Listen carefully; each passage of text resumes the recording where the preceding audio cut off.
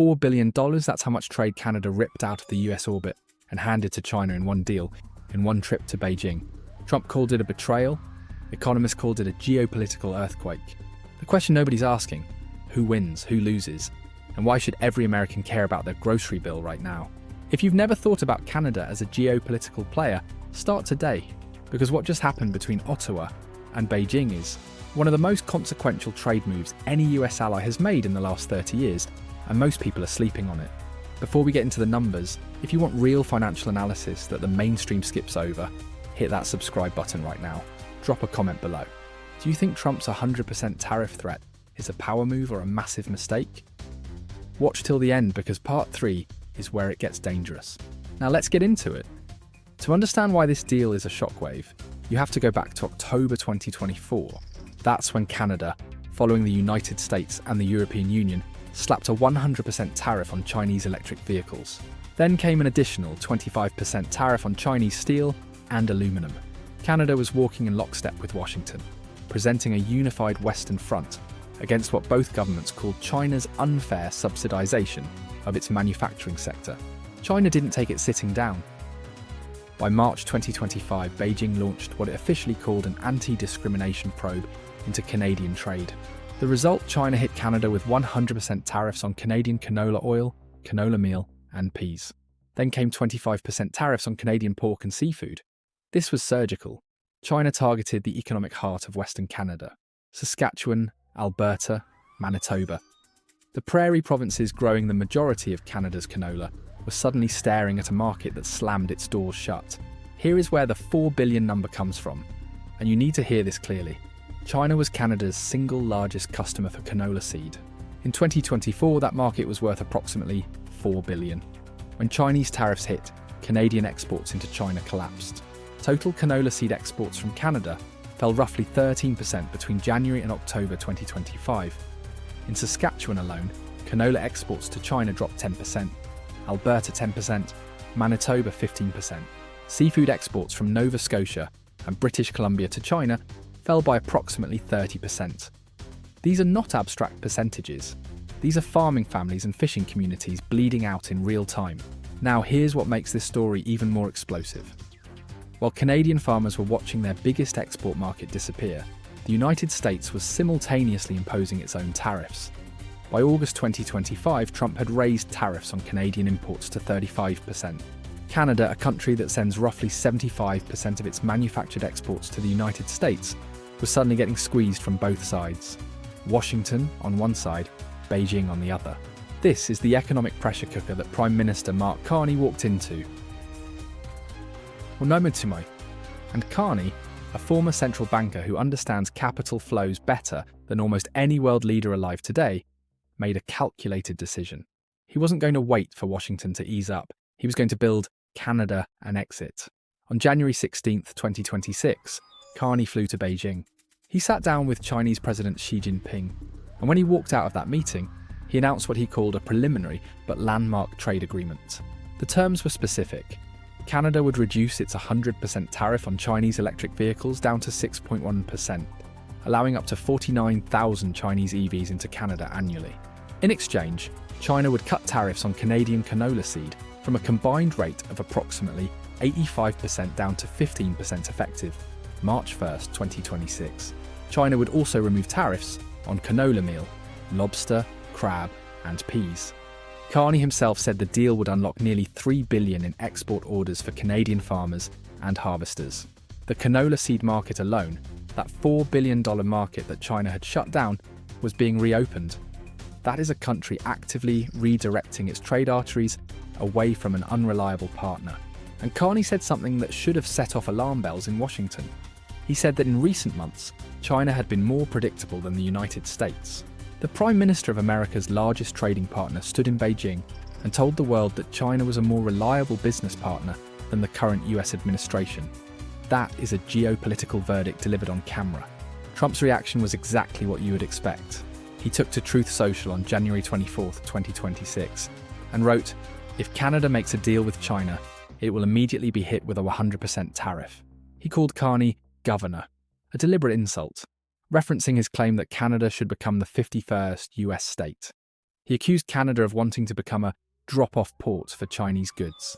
And he added, China will eat Canada alive, completely devour it, including the destruction of their businesses, social fabric, and general way of life. Strong words, but here's the thing. A 100% tariff on Canadian imports would not just punish Canada, it would hit the United States harder than most people realise. Analysts warn US inflation could rise by 1.5 to 2 percentage points. Canada supplies approximately 2/3 of all primary aluminium consumed by the US. It is a top supplier of crude oil, natural gas, steel, lithium and timber. This is the economic grenade sitting in the middle of this story. And we haven't even gotten to the part where the USMCA starts to crack. Stay with me. Part 2 is where the real financial damage gets exposed. So where were we? Trump has just threatened Canada with a 100% tariff. Let's talk about what that actually means in dollars and cents for ordinary Americans.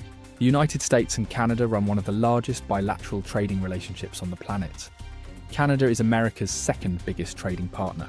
The aluminum price in the US Midwest, known as the Midwest Premium, had already broken the $1 per pound barrier by January 23, 2026. A 100% tariff on Canadian aluminum would send that number into territory that American manufacturers have never had to absorb before. A 100% tariff on Canadian aluminum would send that number into territory that American manufacturers have never had to absorb before. General Motors and other major automakers had already cited tariffs as a key risk factor in their 2026 financial forecasts. Steel tariffs were already estimated to have added approximately $1,500 to the cost of a US manufactured car by early 2025. Layer a 100% blanket tariff on top of that, and you are looking at a car market in serious distress. And that's before you get to energy. Canada is the United States' single largest supplier of crude oil. Canadian oil transported through pipelines directly into American refineries powers the US Midwest. Natural gas, timber, lithium for EV batteries. All of it flows south at a scale that is completely irreplaceable in the short term. Analysts were projecting that a full 100% tariff on Canadian imports could raise US inflation by 1.5 to 2 percentage points almost immediately. The Federal Reserve spent the better part of 2022 through 2024 fighting inflation tooth and nail. The public is still sensitive to price increases. Now let's bring this back to Canada's strategic calculation. Carney is not operating emotionally. He is operating like the central banker he was trained to be. When the Bank of England governor makes a decision, he models every outcome. Carney looked at the numbers and saw something very clearly. Canada could not remain 75% dependent on a single trading partner who is using that dependency as a political weapon. That is the core of this story. Trump's tariff policy, which escalated to 35% by August 2025, did not bring Canada to heel. It did the opposite. It accelerated Canada's search for alternatives. Carney had already set a formal government target: double Canada's non-US trade within 10 years, generating an additional $300 billion in annual exports. He set a specific goal of increasing exports to China by 50% by 2030. The Beijing trip was the first structural move toward executing that strategy. Carney was signaling to Chinese investors that Canada was open for business in clean energy, critical minerals, battery technology, and manufacturing. As the US is trying to reshore manufacturing through pressure, Canada is actively inviting Chinese capital to build factories on its territory. Ontario Premier Doug Ford understood the implication immediately and pushed back hard. He said the EV arrangement would cost Canadian auto workers their jobs. The federal government's own projections indicated that Chinese EVs could be priced below $35,000. That price differential is a competitive wrecking ball for domestic manufacturers. But here's the strategic trade-off Carney made. Prairie Canada was dying.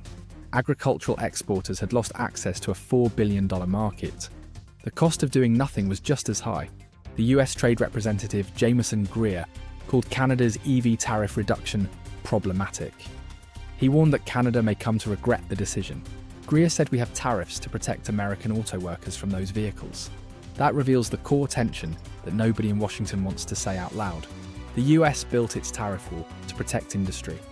Canada just opened a door in that wall, and that door could become a very serious problem for Washington's China containment strategy.